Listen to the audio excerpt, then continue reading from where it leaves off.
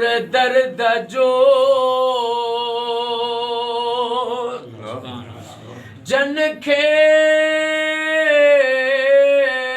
दौर दर्द जो सबक सूर पढ़न फिक्र फरही हथ में मोट मुतालो कन पनो सो पढ़न जंहिंमें पसंद पिरीअ खे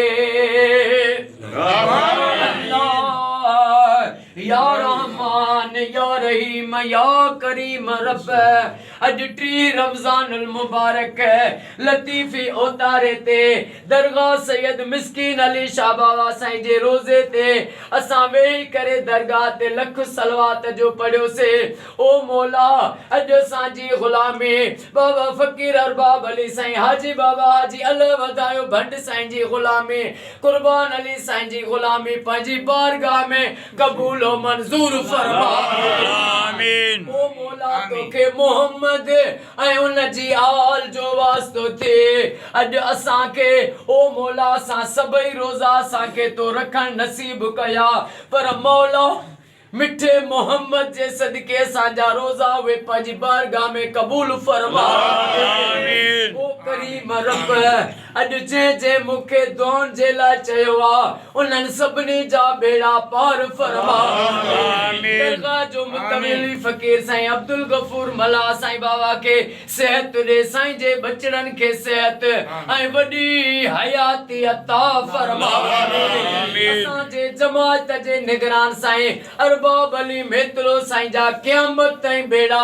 पार फरमा आमीन। साईं कोरट जो रीडर कुर्बान अली सातो साईं के जे घर वारनि खे अमड़े न्याणनि खे क़यामत ताईं आबाद फरमा बाबा जी अल्लाह वधायो भंड साईं के ओ मौला क़यामत ताईं आबाद फरमा आमीन। गुलाम मोहम्मद सियाल साईं के साईं जे बचड़नि खे ओ मौला सेहत ऐं वॾी हयाती अता फरमा आमीन। ओ मौला अॼु मिस्कीन शाह जे दर ते इहा मोहम्मद हाशिम सियाल साईं जे तरफ़ों मां बास तो बासियां मोहम्मद हाशिम के मौजज़े सां नौकरी मिले त साईं जे तरफ़ों हिन दरगाह ते सलवात जो प्रोग्राम कंदासीं या दुआ क़बूल फरमा आमीन।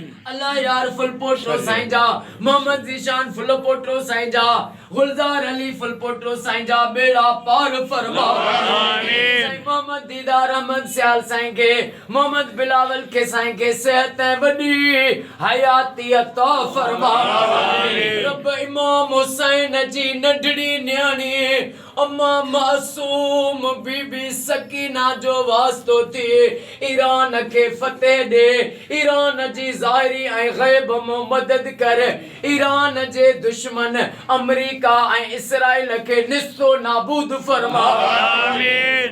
ओ मौला अॼु जे भी मूंखे दुआउनि जे लाइ चयो उन्हनि सभिनी जा बेड़ा पार फरमा बे औलादनि खे औलाद अता फरमा बेरोज़गारनि खे रोज़ी अता फरमा बीमारनि खे शफ़ा अता फरमा जिन जे घरनि में किरोध आहिनि तो घरनि तो किरोध दूर फरमा कई मिस्कीन अहिड़ा हूंदा जेके हिन ईद ते बचड़नि जा जोड़ा जुतियूं न वठी सघिया हूंदा ओ मौला इमाम हुसैन जो वास्तो थी गरीबन जी क़यामत तई पारत तई गरीबन जी मदद फरमा आमीन। मिस्कीन जा बाबा जे सदके अॼु असांजी ग़ुलामी क़बूल फरमा आमीन। मिस्कीन अली शाह बादशाह जो वास्तो थी अॼु असां सभिनी जो बेड़ो तार आमीन। इन्नल्लाह